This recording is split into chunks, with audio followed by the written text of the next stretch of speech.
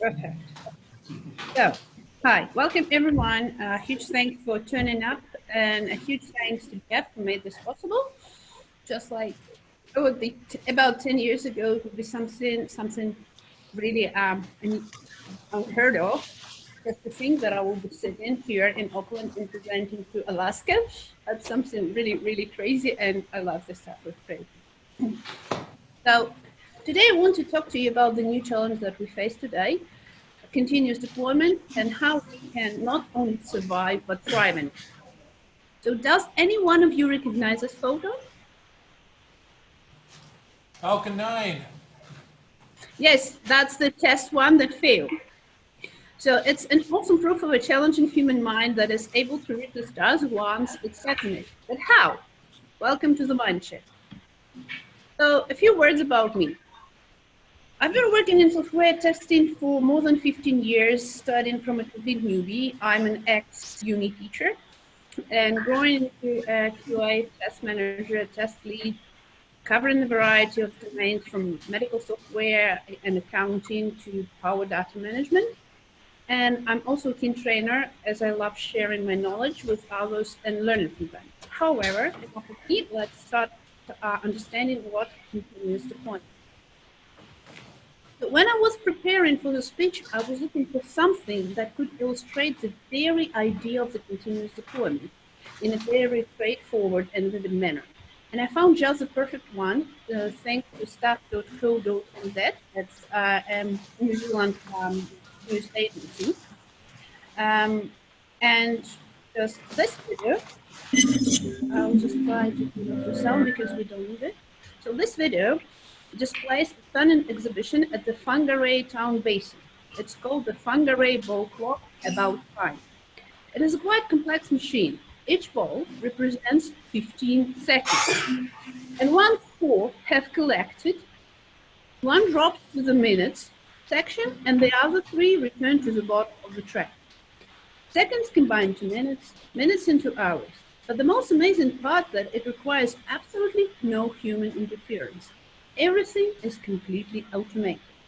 Once a ball has left its initial state, it goes through an intricate labyrinth of pathways right to where it should be.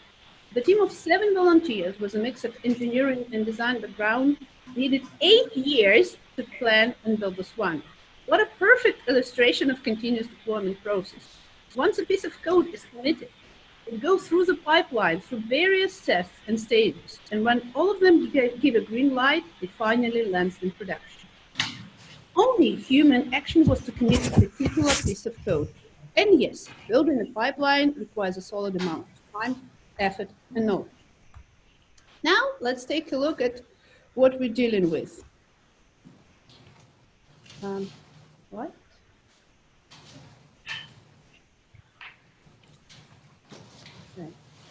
First of all, it's a completely different process. Okay. Shouldn't be. So, do you know the difference between continuous integration, continuous deployment, and continuous delivery? Let's refresh it a bit. So, continuous integration, also called CI, is a process of committing small chunks of code into some common repository several times a day. Each commit is tested for bugs using some automated suite. And if there is a bug, it's really easy to undo these changes and get back to the working state. Automation is a big part of continuous integration and gives you and your team the confidence to deploy the new stuff into production. Continuous delivery, it's the next stage after continuous integration. So sometimes it's referred as to CD. Continuous delivery is a process of keeping your code in a state of readiness. So actually, with continuous delivery, you can, at any time, you can click the button and the code is delivered to production. So this gives you and your team options.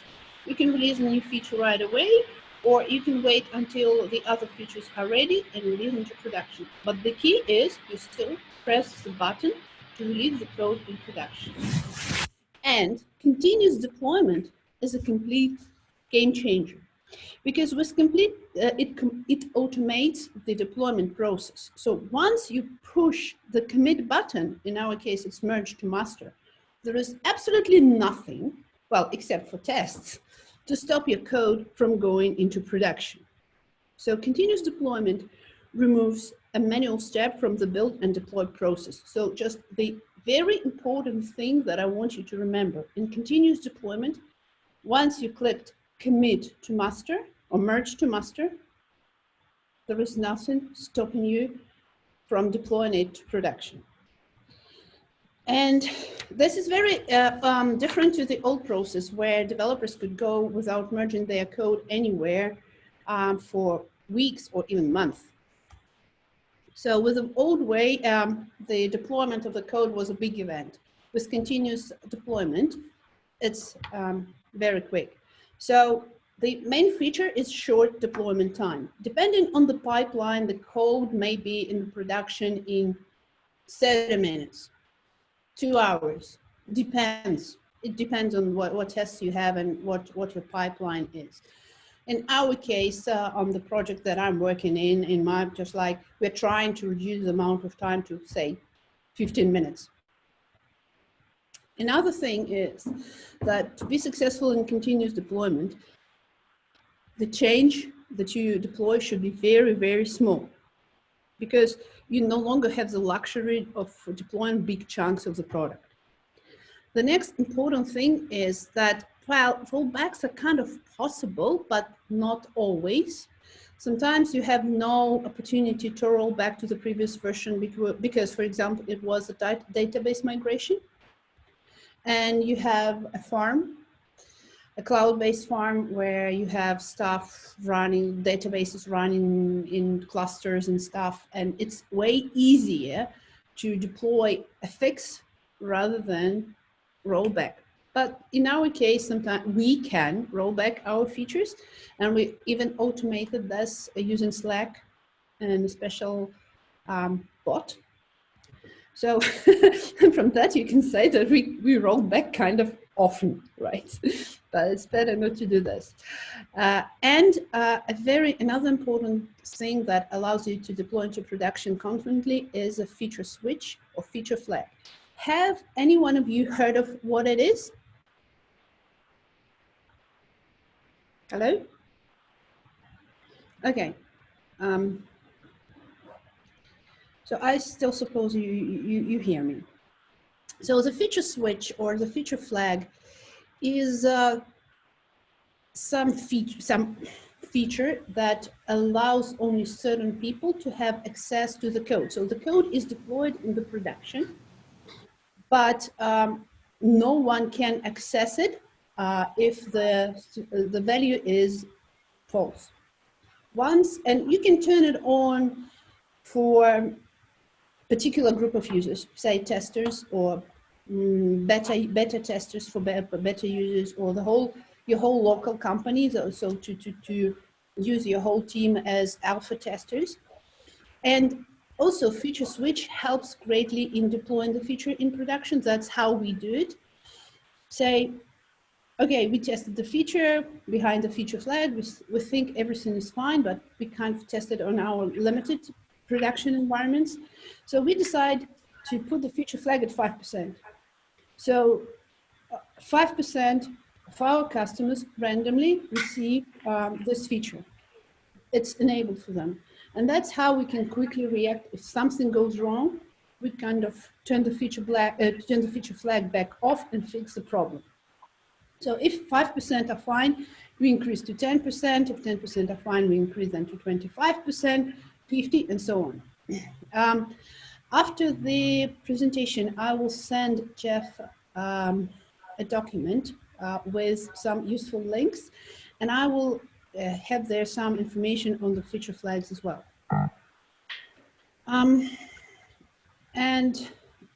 Another thing that you need for good continuous CI/CD is a very robust pipeline. So that's how usually a pipeline looks like. And also continuous deployments means that it has different releases and deadlines. So technically, each code commit is a small release.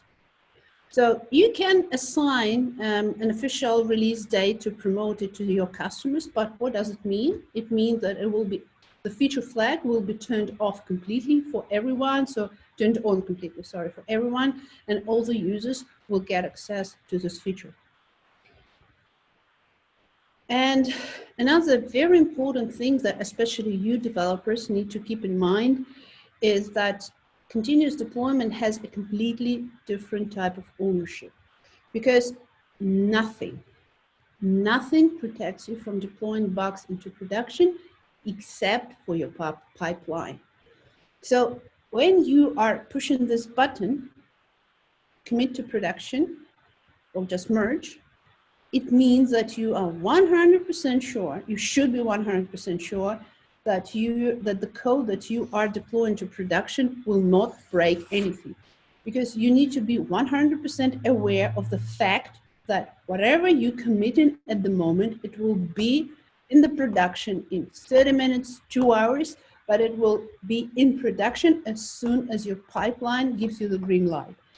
And it's something that many people are struggling with. They are still used to the old ways of doing things, when testers spent some time testing the stuff, and only after this, the decision to deploy the production was made.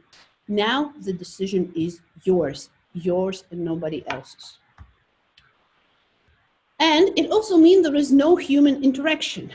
Everything is automated. We will talk about what kind of tests we have in the CI/CD pipeline a bit later, and I will give you some advice on this. And a very, very, very important thing is that continuous integration, continuous deployment requires team collaboration, most of it, because you help each other. I will talk to you about a bit later about how testing changes in CI/CD thing, but the idea is that team collaboration is really crucial for CI/CD, because if you deploy the bug, you don't need to find the scapegoat. You need to fix the stuff quickly, and sometimes it can be in the middle of the night, so you need to have some people on call. Therefore, you need to write your code in a certain manner so anyone could just like find the problem and fix it, or at least turn the feature flag off that causes problem. And so, as I promised, to tell you how testing is different in continuous deployment. So first of all, testing now converts into preventing defects rather than reacting on them. So rather than finding the bugs, we are trying to prevent them from happening by testing the stuff from the stage of an idea. So when in our team, when the designers make the workflow, we sit with them and say, hey guys, these things won't work, or we will have these problems. When we have the technical discussions, when we're discussing the architecture, testers are there as well, because we tend to have a bigger picture in mind, and we remember that, oh, okay, if you're making this API call, or you're changing this thing, it may affect this, this, and this. So probably you'd better collaborate with these teams to make sure that their stuff doesn't break.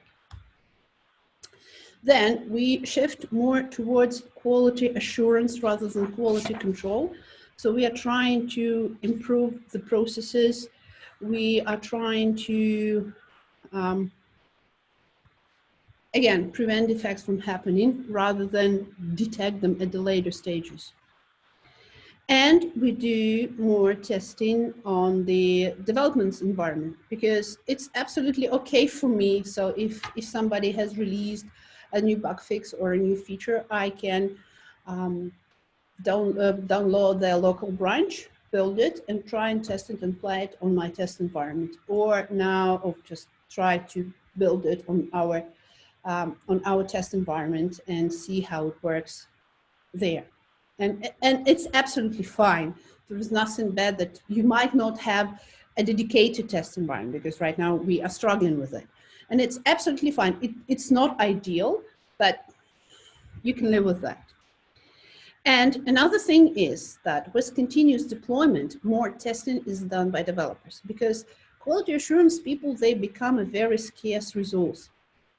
Because if you remember, the decision about whether you need to deploy to production is made not by testers, but by you, right? Not by quality assurance people.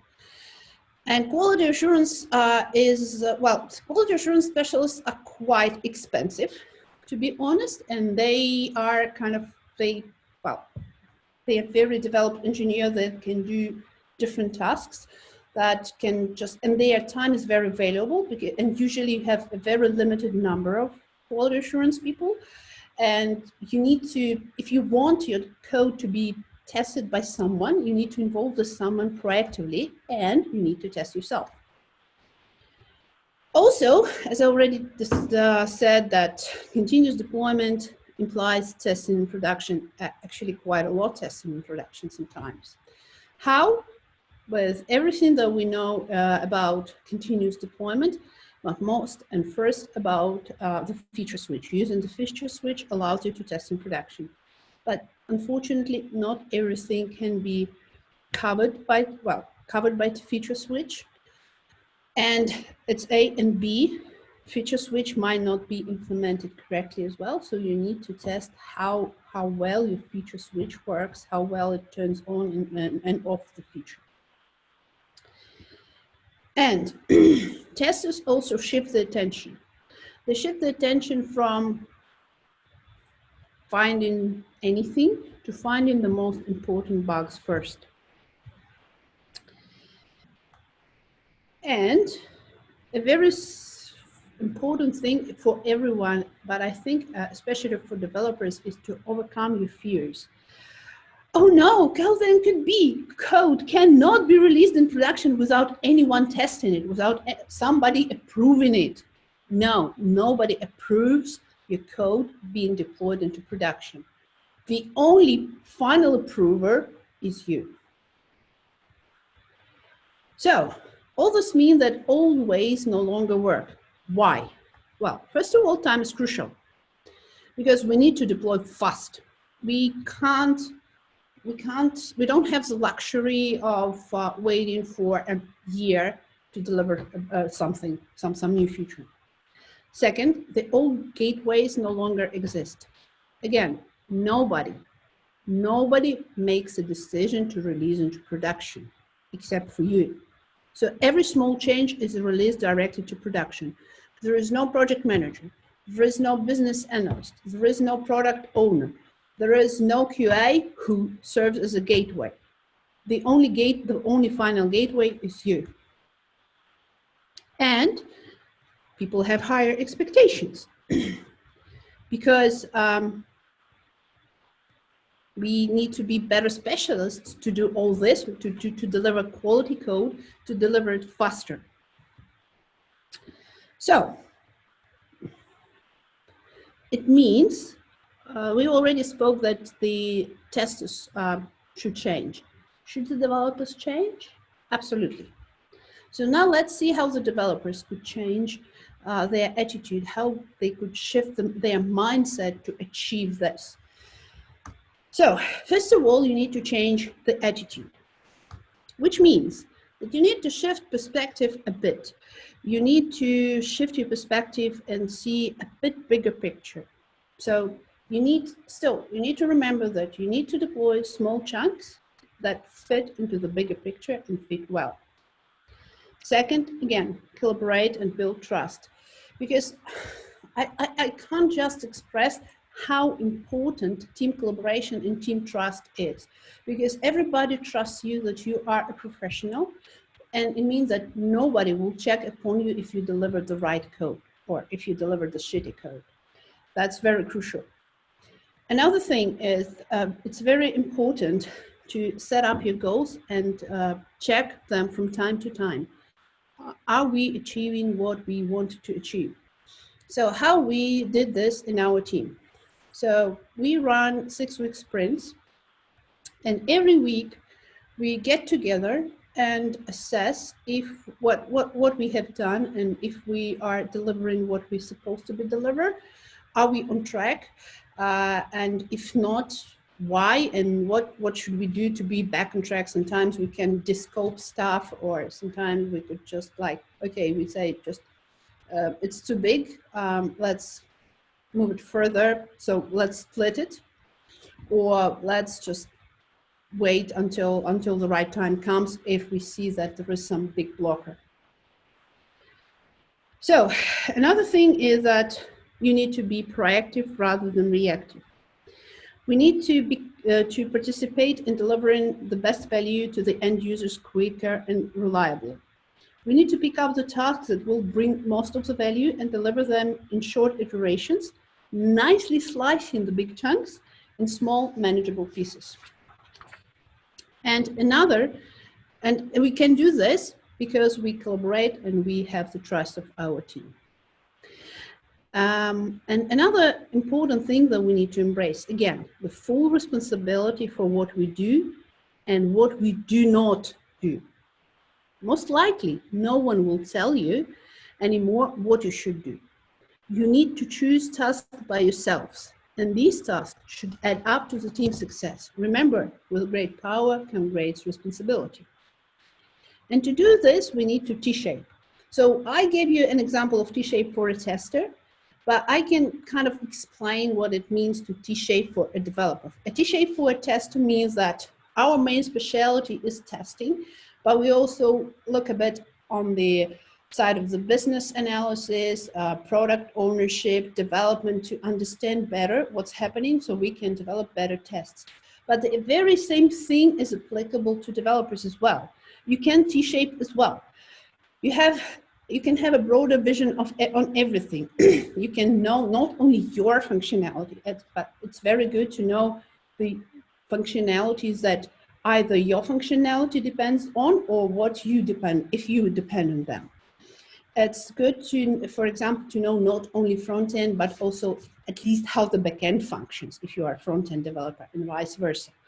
But still, you can just learn from the support how to troubleshoot and stuff. But at the core, you still should stay the developer that you are. And of course, make mistakes. Allow yourself make mistakes and allow the others make mistakes. Learn from them. That's exactly how you learn, by making mistakes and doing differently and better next time. Everyone makes mistakes. You, your colleagues, your boss, even me. I'm not ideal. I'm human as all of you. And actually, it's normal. It's normal to make mistakes. And if you have the trust of your team, it's not scary to make mistakes because you know that you have your teammates' shoulders to support you if you fall.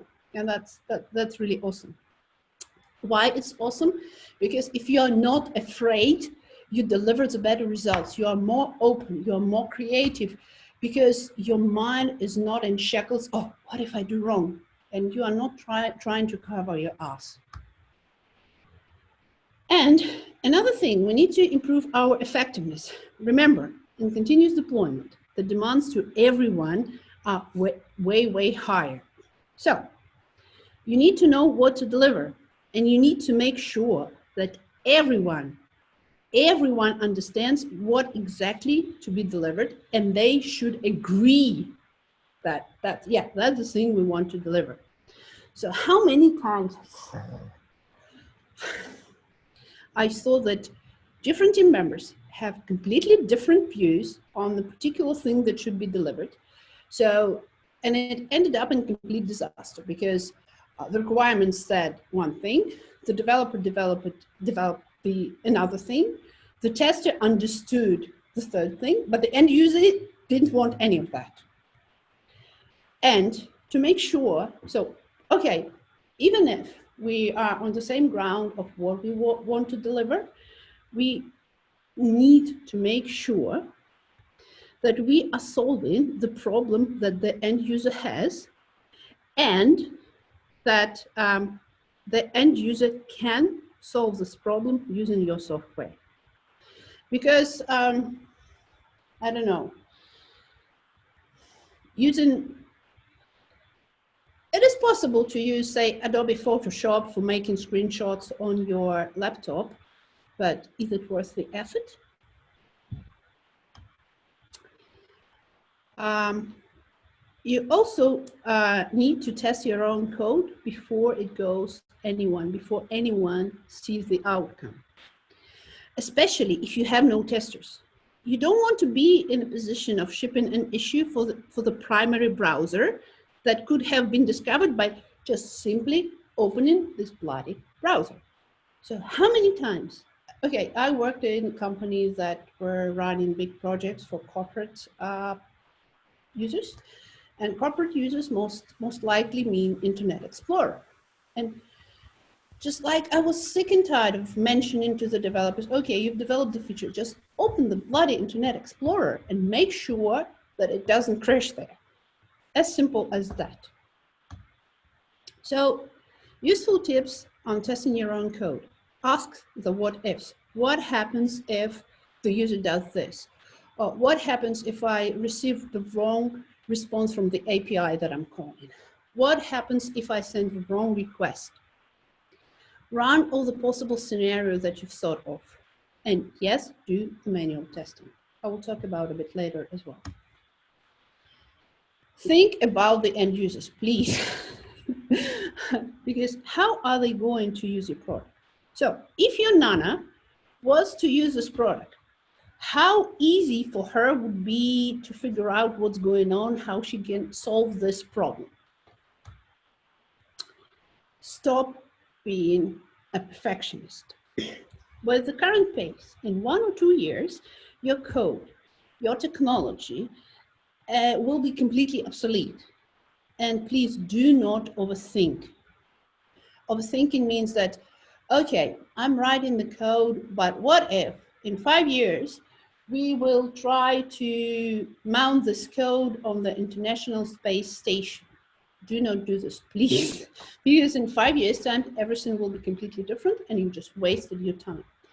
You need to ship the good enough code that is maintainable, that is stable, that does what it's supposed to do. It must not be perfect because nothing is perfect. Avoid gold plating. It's related to the previous two. So do not deliver small improvements when the end user doesn't need them, because they always come unnoticed, and just like, why did you spend this effort if nobody notices this and if it brings no value for anyone, not for the user, not for you? Another thing is write stable code. And I will share with you some more tips on how to write stable code. But you need to remember that you need to deliver in small chunks, because a small chunk is easier to fix and review. And you need to write maintainable code. So several years ago, I had a really nice advice that made me laugh. But anyway, write your code as if the guy who maintains it is a maniac with a machete who knows where you live. So when you are writing the code, you are not writing the code for the computer. You are people. You are writing the code for people who will be using your software. And this code will be maintained by people as well. It will be support, it will be your fellow colleagues, developers, but we are not writing the code for the computers. We are writing the code for humans. So you need to write it understandable. And understandable code means maintainable. And maintainable code means that it's more stable. Because I had an experience once in my life when a guy, we were developing software for primary stock market for the largest banks of the world, just like Bank of America, JP Morgan, Crédit Agricole, you name it. So all the top stars were ours.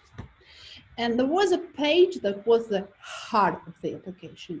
So it was the most important part where these orders were managed, and we could just decline some clients and reassign parts of the order. So it had a very complicated logic. And there was one guy who developed this page 5 or 6 years ago, and he proudly said, so this page has 5 lines of code, and no one but me knows how it works. How do you think? What this code stable? No, because if we had any release coming or anything, the first line of defense was to test this particular page, because most likely it had problems. Then the most important thing is every time you do something, ask yourself this question, these two simple questions. Is what I'm doing fit for purpose? Does it add value? If the answer for any of this is no, change the thing that you are doing. So, how to fit better into continuous deployment? So yeah, you need to deliver in small chunks. Yes, that's true. Improvise, adapt, and overcome. So remember, I promised you to dig into writing more stable code. And one crucial thing that helps you here is ensuring that your code is tested properly. I think some of you heard about the testing pyramid. If you haven't, I can just explain you really briefly. So ideally, in the CI/CD pipeline, the code should be covered by 3 types of tests. The unit tests, most numerous, the fastest. Integration tests, slower, more complex, and less of them. And heavy end-to-end, automated, and the fewest. So let's start with the unit tests. The ultimate goal of unit tests is not to test functionality. The ultimate goal of the unit tests is to provide a safety net for your code when you make any changes. Whether you are fixing a bug or introducing a new functionality, your unit tests save you from errors. So the goal of the unit test is kind of regression. Do not break something that was working before. So useful,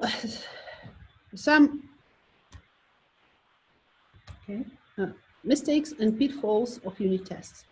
Absence of unit tests or having incomplete unit tests. So if you don't have unit tests, it's okay. So it's okay to start writing them anytime because some unit tests is way better than no unit tests. Another big problem is red unit tests. So if the unit test is red, it means something is broken. It might be the unit test that is broken, because when you change your code, sometimes you need to change the unit test as well. Another thing is that unit tests are extremely large. Each unit test embraces too much functionality. So unit tests are granular. Unit tests are targeted on a particular small piece of functionality, a particular method, a particular class. So something very, very small. And it comes to the second one. Unit tests are more like integration tests, not testing in isolation.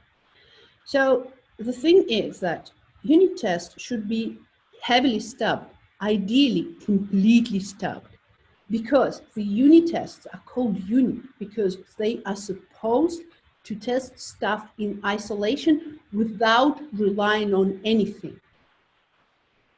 Another thing is that unit tests, as I already said, are not equal to functional tests because they serve different purposes. Yes, unit tests can cover a particular stuff that is referred to functionality, but do you know that you implemented this functionality completely right? Because the unit test checks that you've implemented the things the way you implemented them. But it doesn't mean that you implemented it right for the end user. Another thing is coverage doesn't mean the quality of unit tests. Because if you have bad unit tests, even if you have 100% coverage, I don't know on what scale, it means absolutely nothing. Your code is poorly covered. And if something breaks, your fully covered fully covering tests won't be able to detect it. Again, this also brings to the stage that you become overconfident when everything is covered by unit tests. Again, Your unit tests may be as numerous as you want and as green as you want, but it doesn't mean that you implemented the things right. And another pitfall is that the unit tests take too long to run or have many external dependencies. What are the useful tips for unit tests? First of all, it's never too late to start writing unit tests. Every time that you type the code, ask yourself a question. Okay, we don't have any unit tests here. Will it add value if I write a unit test? Will it prevent some problem from happening? If I had the unit, even very simple, if I had a simple unit test here, would it prevent this bug from happening? Another thing is fix red unit tests immediately. Fix, not disable it. When writing unit tests, that's very crucial. Please listen attentively. So when writing unit tests, you should presume that everything else is working. Do not embed bugs in your unit tests. Then, again, when feasible, every time you fix a bug, you create a unit test for the fix. Again, when feasible, use common sense. Mock all the external dependencies and data. And please, please, please, please, don't write unit tests, integration tests, automation tests, any tests, just for sake of having these tests. And if you learn about testing techniques, it will help you to write better tests. Now, integration tests. The goal of the integration tests, unlike unit tests, is to test the integration, is to test the interfaces between two parts, front end, back end, or two parts of functionalities or something. So they are not that much stuff because, again, it depends on the kind of integration you are doing. You can integrate top, bottom, bottom, top. You can integrate incrementally. And there is a way of integrating that I will never recommend you, and I will talk about a bit later. But integration, again, the goal of integration, not to test the functionality. The goal of integration is to test how the interfaces talk to each other and find the problems in the interfaces. The thing is that two pieces of functionality can work perfectly well in isolation, but when you marry them, you have the problem. So what are mistakes and pitfalls of integration testing? Gruening tests, because it's it's always a struggle, I know. It's always, you need to find this balance, but again, try to keep them separate. Well, in our case, on our particular project, unfortunately, we don't have any integration tests because of certain limitations. We rely on our automation to do the integration tests, end to end. It's not good. It's not ideal, but due to some limitations, that's what it is. But it doesn't mean that we don't need them. We are implementing them in a bit different way.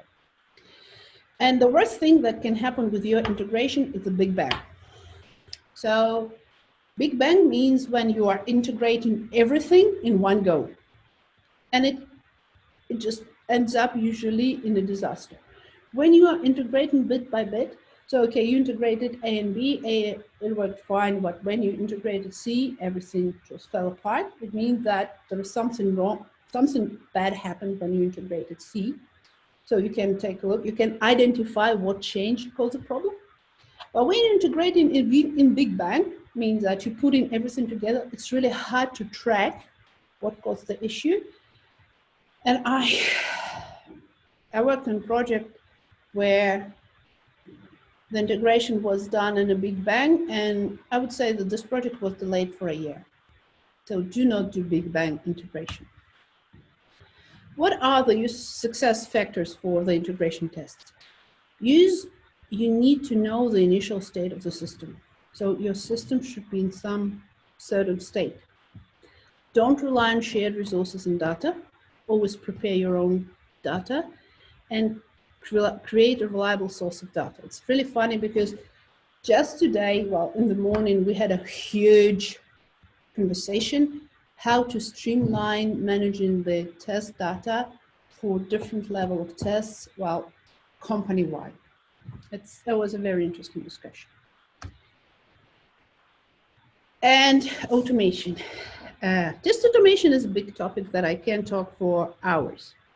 For me, the test automation is the next level of development because you're writing the code that tests the code. The test must be stable and reliable, way more stable and reliable than code itself. Also, they should be fit for purpose and doing the right thing, not simply exist. And the best automation tests that I have ever seen were a team effort between testers and QAs, QAs and developers. And that's exactly what happened in my team. We work together with developers to deliver really good and stable tests. I provide the perspective to make sure that we are doing the right thing, we're covering the right thing, and they help me to write the code in the right way. And please remember about performance. Because performance can be tested almost on any level. And yeah, it's very important to understand how your application is performing. And please, please, please test manually at least the most crucial thing, the happy path, because the happy path is always more important than the negative path. You need to make sure that if your application is used as intended, it doesn't break. And you need to improve your skills. How to improve your skills? You need to face a challenge to become better. You need to constantly evolve to keep up with the ever-changing world around.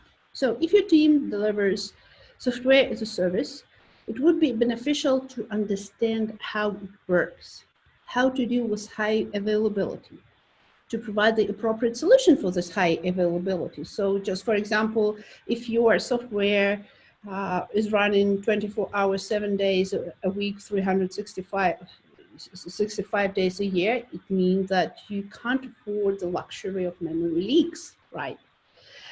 And another thing that many SIS struggle with is being user-friendly. You need to be more careful with database migration upgrade. Say for a cluster solution, how do you introduce a database change, like adding a new table or deleting a new one? The solution is, first, okay, you are deleting an old table, right? Again, remember, we need to deliver in small chunks.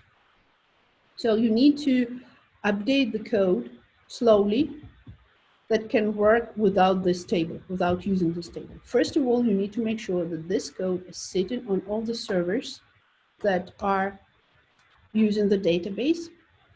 And when you make sure that no servers are using this particular table, then you delete it. And again, you make sure that whether your table is in or if it's not in, your code can cope. So backward and forward compatibility is very important here. Again, compatibility. It's another huge challenge that you need to understand when you are developing your code. Whether we are talking of compatibility of the software, different kinds of software, front end, the back end, because sometimes they are developed by different teams, or compatibility between microservices. So how your microservice will be working with another microservice that another team is developing, or how compatible your software is with third-party software that you need to integrate with. Another big challenge is security. Please, please, please, please, please remember the security basics when you're developing your code. Like making sure there is absolutely no way to make an SQL injection into your code. Please refer to OWASP Top 10 security vulnerabilities, for example. I will send a link to this as well. Think about compliance.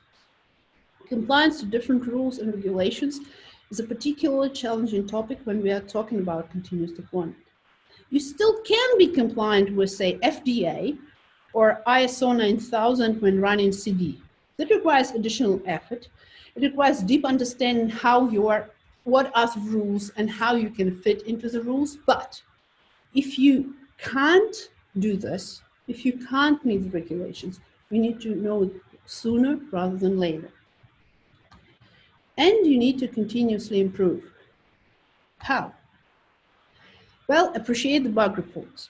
They're really good for keeping tracks for the problems, even if you aren't going to keep them. So the next time, if anyone comes with the same question, They can find a ticket in Jira or what bug tracker Mantis, whatever you're using, and see a solution. Okay, we won't fix it because of this and this. By the way, the bug that you see on the picture is a real bug. It lives in New Zealand. It's called a giant weta. So it's kind of a cricket. It's absolutely harmless, just ugly. And so when you're creating or somebody is creating bug report, you need to make sure that this is a good bug report. First of all, you need to write, the bugs must be reproducible. So you need to write the bugs, or somebody needs to create bugs in such a way that anyone can reproduce it. And please don't waste, explain to someone who creates a bug not to waste time on creating unnecessary bugs. So usually when I find something, I come to my developers and say, hey, look, I see this problem. And I can tell, no, that's as expected because of this and this, for example, see the requirements. Or we could just make this decision, see this document. I'm fine. In this case, sometimes I just don't do anything, or I make a note to the user story that we are aware of the situation. But if they say, yeah, that's a bug, I log it in, even if we don't deal with it. So people could just ask, people who later ask the same question shouldn't bother anyone else. So, yeah. And you need to know your domain. Knowing your domain will allow you to better understand what the problem is that you need to solve and what value it brings to the customers. Use the reviews. Reviews are a very powerful tool. And so they help you to find the incorrect technical approach, or that you're not following the coding standards, which mean that your code is poorly readable. And this means that it's less maintainable. And another thing is that if your code is reviewed by someone before it reaches the production, it's kind of a gateway that helps you to find the bug before it reaches the production. So reviews are a really cool thing that you need to use, but a very crucial thing about reviews to remember is that they should be done in the atmosphere of trust. And the problems that you find there are actually a good thing because we didn't ship it to production. And about mistakes, anyone can make mistakes and anyone can make a very simple, stupid mistake, well, just because we are bloody humans. So useful tip for reviews. Try to avoid submitting large pull requests because it's very hard to review them. I was guilty of this. Set the right review objectives because, for example, you have a raw, that's what happened to me as well. I have a raw code and I just want someone to check if I'm using the right approach. So reviews can have different targets. Do the review thoroughly. Make notes, please make notes. Well, actually, when you're doing a review, say we are doing this in Git, it's very easy because you're adding comments. But if you don't have this tool, please write down the comments and always follow up, fix the stuff, and learn from reviews. Diversify your knowledge, which means don't limit yourself just to being a front-end or back-end tester or developer. So try to learn a bit of both so you could just develop better, and in a case of emergency, you can just fix something. And of course, develop yourself as a developer. Learn new languages, learn new technologies, just keep improving. And boost your luck. So improve your critical thinking, question everything, and ask, well, I will discover you the main power of testers. The main power of testers is the art of asking the right questions. And the most powerful question of all is what if? What if I do this? What if I do that? Another important thing is expand your expertise by working on with various teams, on various projects, using different technologies, different domains. Expose yourself to new experiences. Don't limit yourself just to developing one functionality for 10 years. And learn new things. You can learn from anyone and everyone. Just don't forget to question what you've learned. You can learn from product owners, support, but the most value you can learn from testers. Because if you know how testers develop their tests, you can write better unit integration automated tests and test your code yourself, especially if your team has no testers. Learn from DevOps. This will allow you to make the right decisions about the architecture of your software and its maintenance on a larger scale. Use the best practices. For example, pair programming for complicated tasks. Because there are two huge benefits of pair programming. The first benefit, the most important benefit, is shared ownership of the code. And B is that two pairs of the eyes look at the code and you kind of get an instant view and you just think together. And it's, when you talk to someone, when you're trying to explain something to someone, you better understand what you want to deliver.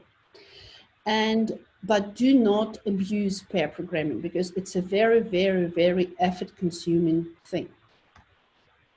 You can also try TDD. And it doesn't necessarily mean that you need to do TDD at full, so develop a test, write any code, then refactor and blah, blah, blah. No, just really thinking, before writing the code, thinking of what scenarios could happen, allow you to create a better code. To be even better, if you create some unit tests before the code, it will help you to kind of think, oh, okay, I know that I will test with this, so how I create my code better. And that's exactly what we recently used on one of our projects, so I suggested this. We used it, and it was a roaring success because we had really few bugs, because we covered many scenarios in unit tests before the actual thing happened. And learn soft skills. Because once I wrote an article about the soft skills, because I've been on many meetups with testers, and when we collected the feedback about the problems the testers face, about 80% of all the problems were about miscommunication, soft skills, and stuff. So just put some effort into developing your soft skills. It will help you not only in your day-to-day communications, it will always help you to boost your career. And use your most powerful weapon, your brain. Another critical ability that you need to develop is to learn to make decisions having incomplete data. The pace of continuous deployment is so fast that there will never be complete data. By the time the data are complete, they are already obsolete. Learn troubleshooting to identify the root cause of the problem and to fix it quickly. So I will give you a link to a very, very nice course on Pluralsight on basics of troubleshooting. I think it will be really helpful for you. And also learn about lean principles, like optimize the whole, build quality in, eliminate waste, create knowledge, deliver fast, defer commitment, and respect people, most and foremost.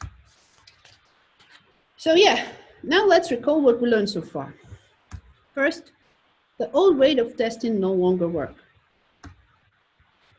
Deployment is a new reality we need to adapt to and adapt quickly. It has a completely different process and requires a different approach to everything, especially to development. To do this, we need to be more effective than we used to, so we can fit into the new environment and thrive there. And there is another video that I wanted to show you. So what it takes to be successful in something. I have selected the main picture of this presentation, the launch of Falcon Heavy, on purpose. So that's a video of the launch created by the Verge team. The very existence of the SpaceX project required a paradigm shift. That a single private company can do better than the huge government-sponsored NASA agency. It was a paradigm shift that you can land the launching rockets and reuse them. It was a paradigm shift that you can deliver cargo into space 10 times cheaper just within several years. Was this particular launch a success? Well, the main unit didn't land. The Tesla Roadster is not heading to Mars as planned by the asteroid belt. But what is most spectacular about the SpaceX project is that they didn't give up. They are not afraid to take a risk, which larger companies don't dare, and they continuously learn from their successes and from their mistakes. So don't be afraid to take a risk and change the world. Remember the wise words of Sir Winston Churchill. Success is not final. The failure is not fatal. It's the courage to continue that counts. Please keep trying. Thank you.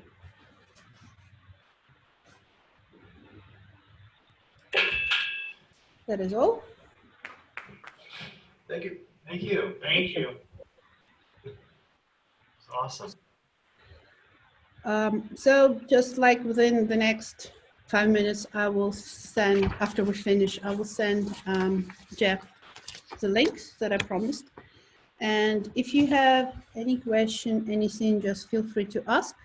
So I'll be happy to help. So if you need some advice on how do I learn about some testing stuff that I can use in my work or anything, or if you have a particular question about CI/CD that I can help with, just feel free to ask. How big of a team is too big? I mean, if everyone has the ability to commit to production, doesn't it get scary the more people you add into your development team? Well, no, because I can say that in our team, well, because I'm kind of overseeing 2 teams, because if you build the process right, it's not scary at all. So we recently had 2 interns, but the interview process in Vent makes sure that you really get the best people, both for the skills and the culture. That's A. And B, again, our intern in our team, she put the first commit in production, fixing a bug, in about 2 days after being with the company. And we were not scared at all. Because by this time, first of all, her code was reviewed, right? So we have a stable review process. So if there were some problems, if there were some flaws, then the reviewer would catch him. Because again, another thing for CI/CD pipeline of CI/CD process that it requires best professionals ever. So everyone is highly skilled. And people who come in the company, they either become highly skilled very quickly or they leave the company. So no, it's not scary. Because again, we know that if anything screws up, we can quickly fix it. Now we have around, well, more than 50 developers, not a problem. Huh. Maybe more. I'm very bad with numbers, sorry. So how do you Oh, sorry. go ahead. Yeah, go for it. So I'm just curious how you handle, you know, if there's no rollbacks, like how you handle instantiation of applications. So, you know, I make a change, it accidentally, I don't know, deletes one of the instances of the database, and then the other server in the cluster fails or something, you know. Like what about things that, you know, you have your database, for example, set, you know, in a different, I'm not explaining this very well. No, I see what you mean, but again, even if you were able to roll back stuff, rolling back a database state is a problem. So the first thing that you need to learn to do in continuous deployment is to deploy in small chunks that won't cause these drastic things. And again, in our team, so in the project that I'm currently working on, we have the rollbacks. But in some of the projects that I previously worked on, and on the project that my husband works on, they had no rollbacks because the structure was so complex it was faster either to turn the feature flag off or on, or deliver the fix. I had Yep. a question about the feature flag. So when you set it to a certain percentage, it's just going out to a random percentage. I mean, I'm sorry. It goes to a number of people randomly as long as they're like 5% or whatever your cutoff is. Is that right? So it depends on the particular feature flag system that you're using, because we have our own homebrewed software to do the feature flags, and our does 500% absolutely randomly, which is not ideal because it can go to the wrong 5% people. But that's how we implemented ages ago. So I included into my list some links to different kinds of feature flag software. So maybe these guys have different answers. In our case, it's completely random, which is not ideal, but that's how we roll.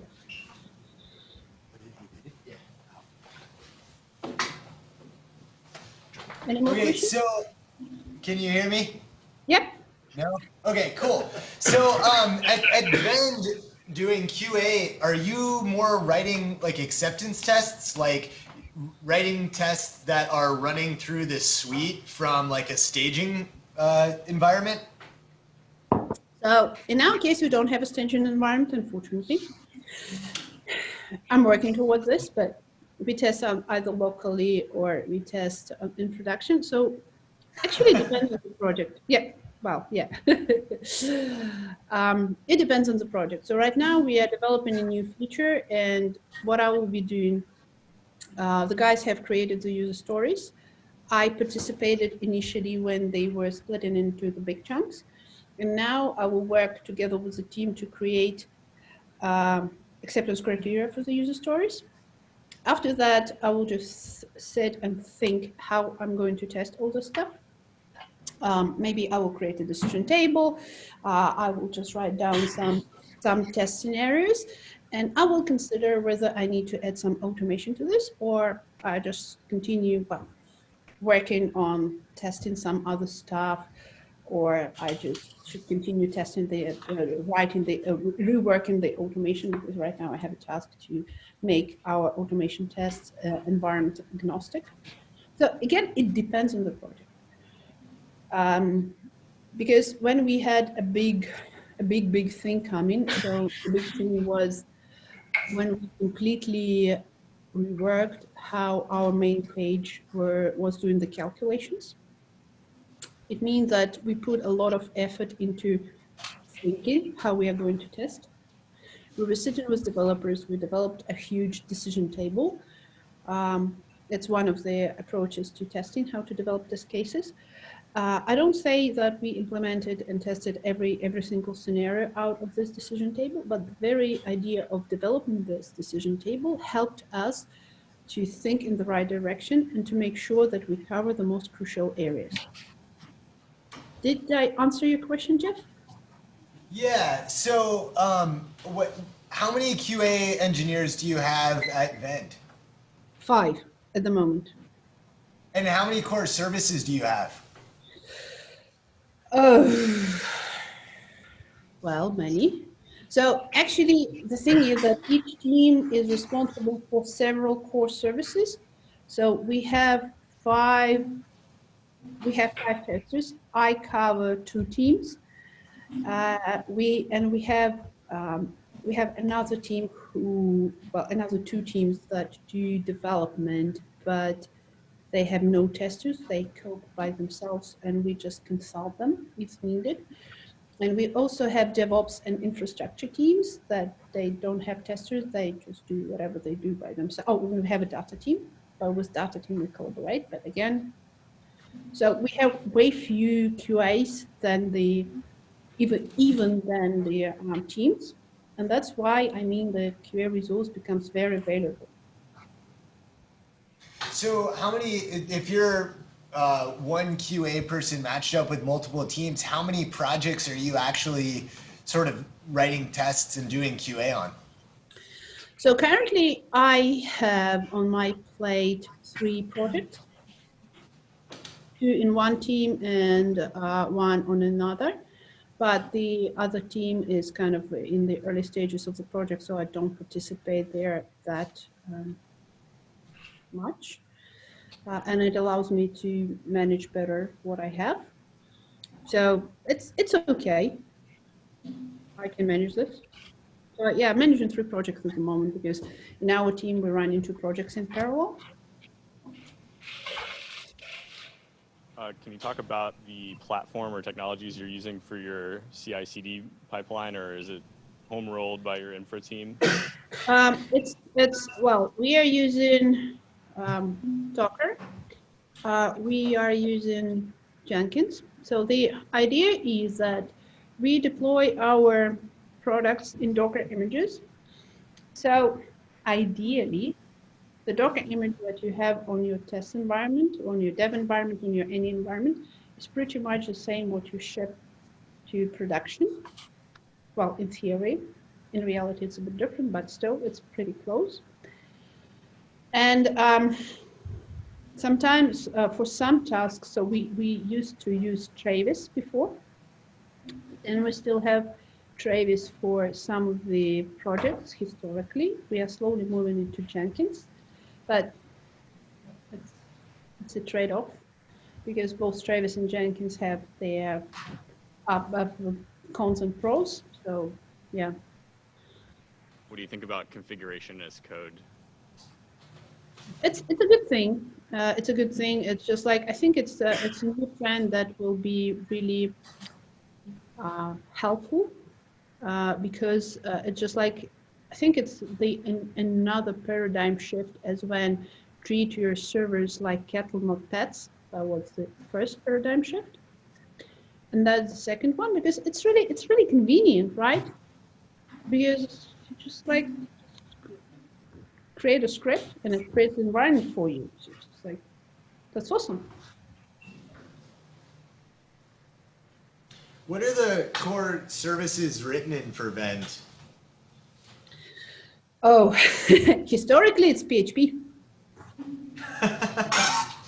Don't laugh, because one, our founder created the core of Vend, the monolith, almost by himself in PHP, and it was a huge thing. And you know how the legacy code works. But now we're trying to kind of pick up or just put the chunks into smaller services. And now we have a rule that all the new services are developed in Go. So front end is we trying to move from, so historically it was JavaScript, but now we're moving to TypeScript. And for backend, we use Go. Are you running native TypeScript then, or are you guys using another framework with TypeScript? Native, I think. Yeah, native. We don't use any framework or anything. And because I forgot to mention that I'm writing my automation in Cypress, and I have another separate presentation in Cypress. It's in the asynchronous automation testing tool for the user interface, and it supports only JavaScript or TypeScript. And for testing, TypeScript is a bit better because it still allows you to shoot yourself in the leg, but just with JavaScript, you will most certainly shoot yourself in the leg, and TypeScript just reduces this probability a bit. So I like TypeScript more, and now we're thinking that we want to shift our part completely to TypeScript.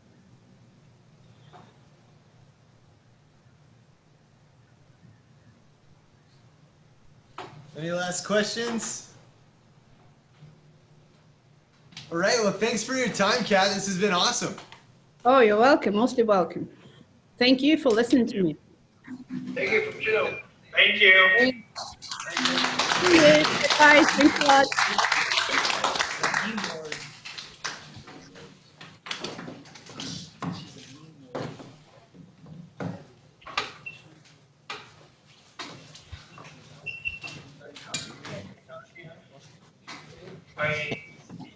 Any last words, Jeff? Anyone else?